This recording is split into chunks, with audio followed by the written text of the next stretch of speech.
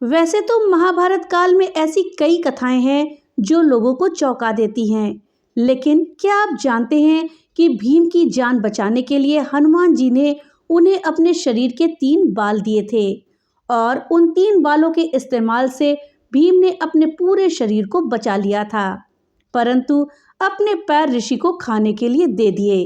दोस्तों, आज हम जानेंगे कि हनुमान जी ने भीम को अपने शरीर के 3 बाल क्यों दिए थे और इन 3 बालों से कैसे भीम ने अपनी जान बचाई थी। इस जानकारी के लिए वीडियो में हमारे साथ अंत तक बने रहिएगा, जिससे कि आपको सही और सटीक जानकारी प्राप्त हो पाए। दोस्तों, महाभारत में हनुमान जी ने भीम को आखिर क्यों दिए थे अपने 3 बाल, ये कारण जानकर आप चौंक जाएंगे। महाभारत की एक कथा के अनुसार हनुमान जी ने भीम पर प्रसन्न होकर उन्हें अपने 3 बाल तोड़कर दिए थे और कहा था कि जब घोर संकट काल आए तब इनका उपयोग करना। भीम ने ये 3 बाल अपने पास सुरक्षित रख लिए, लेकिन उन्होंने संकट काल में इन 3 बालों का उपयोग किया या नहीं किया, तो किस तरह से किया, चलिए जानते हैं। दोस्तों, ये उस समय की बात है जब युद्ध में पांडवों ने कौरवों पर विजयश्री प्राप्त कर ली थी। पांडव हस्तिनापुर में सुखपूर्वक जीवन गुजार रहे थे। युधिष्ठिर के राज में प्रजा को किसी भी चीज की कोई कमी नहीं थी। किंवदंतियों की मान्यता के अनुसार एक दिन देवर्षि नारद मुनि महाराज युधिष्ठिर के सामने प्रकट हुए और कहने लगे कि आप सभी पांडव यहाँ प्रसन्नता पूर्वक रह रहे हैं, लेकिन वहाँ स्वर्गलोक में आपके पिता बहुत दुखी हैं। देवर्षि के ऐसे वचन सुनकर युधिष्ठिर ने इसका कारण पूछा, तो देवर्षि ने कहा कि वे अपने जिंदा रहते राजसूय यज्ञ करवाना चाहते थे, लेकिन वो ऐसा नहीं कर सके, इसलिए दुखी हैं। महाराज युधिष्ठिर को आपको अपने पिता की आत्मा की शांति के लिए ये यज्ञ करवाना ही पड़ेगा। नारद जी के ऐसे वचन सुनकर के युधिष्ठिर ने अपने पिता की आत्मा की शांति के लिए राजसूय यज्ञ करने की घोषणा करी। इसके लिए उन्होंने नारद जी के परामर्श पर भगवान शिव के परम भक्त ऋषि पुरुष मृगा को आमंत्रित करने का फैसला लिया। ऋषि पुरुष मृगा जन्म से आधे पुरुष के थे और नीचे से उनका पैर मृग का था, लेकिन वो कहाँ रहते थे ये किसी को नहीं पता था। किंवदंती के अनुसार ऐसे में युधिष्ठिर ने उन्हें ढूंढकर यज्ञ में आमंत्रित करने के लिए भीम को जिम्मेदारी सौंपी। भीम अपने बड़े भ्राता की आज्ञा का पालन करते हुए ऋषि पुरुष मृगा को खोजने के लिए निकल पड़े। खोजते खोजते वो घने जंगल में पहुंचे। जंगल में चलते वक्त भीम को मार्ग में हनुमान जी दिखाई पड़े, जिन्होंने भीम के घमंड को चूर किया। ये कथा तो आपको मालूम ही होगी।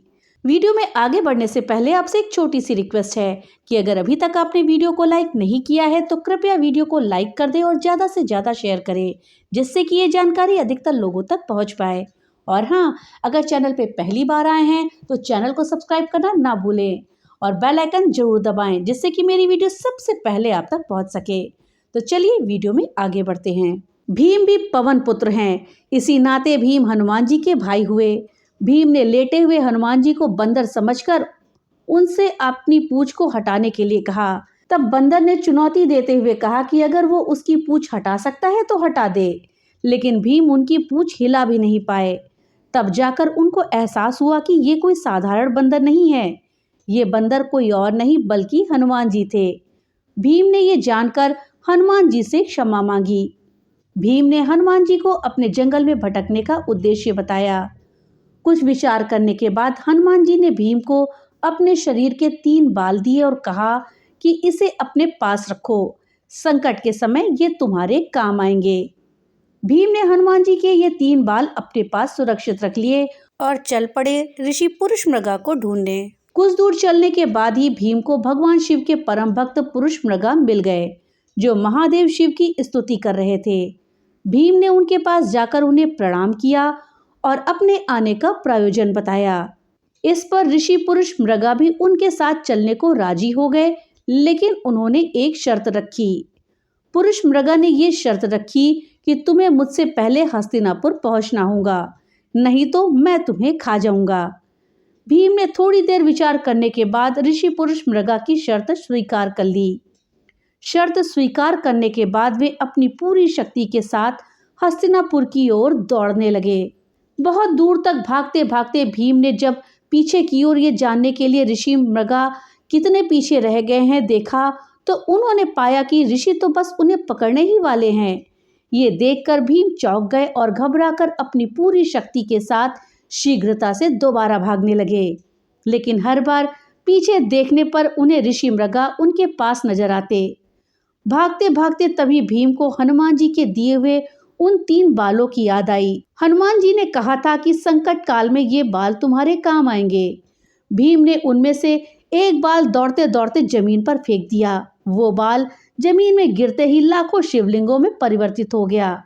भगवान शिव के परम भक्त होने के कारण ऋषि पुरुष मृगा मार्ग में आए प्रत्येक शिवलिंग को प्रणाम करते हुए आगे बढ़ने लगे। इसके चलते भीम को दूर तक भागने का मौका मिल गया। कुंती पुत्र भीम लगातार भागते रहे।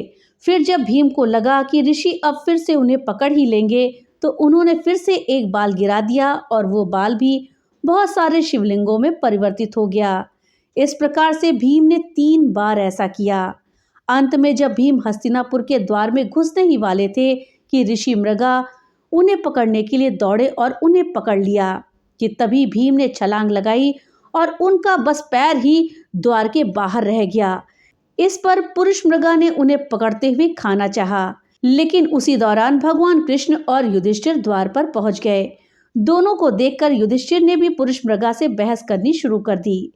तब युधिष्ठिर ने पुरुष मृगा से कहा कि शर्त के अनुसार इसका पैर द्वार के बाहर ही था, अतः ये नहीं पहुंच पाया। ऐसे में मैं इसे खाऊंगा। फिर भी हे धर्मराज, तुम न्याय करने के लिए स्वतंत्र हो। ऐसे वचन सुनकर युधिष्ठिर ने ऋषि पुरुष मृगा से कहा कि भीम के केवल पैर ही द्वार के बाहर रह गए हैं, बाकी पूरा शरीर तो द्वार के अंदर ही है, अतः आप भीम के केवल पैर ही खा सकते हैं। ऐसा सुनकर युधिष्ठिर के न्याय से ऋषि पुरुष मृगा प्रसन्न हुए तथा उन्होंने भीम को जीवन दान दे दिया। इसके बाद ऋषि ने यज्ञ को संपन्न करवाया और सबको आशीर्वाद भी दिया। तो दोस्तों, इस तरह से भीम हनुमान जी के द्वारा दिए गए 3 बालों की मदद से ऋषि पुरुष मृगा से बच पाए और उन्हें जीवन दान मिला। दोस्तों, जानकारी आपको कैसी लगी हमें कमेंट बॉक्स में लिख करके जरूर बताइएगा। तो मिलते हैं अगली नई वीडियो के साथ, तब तक के लिए राधे राधे।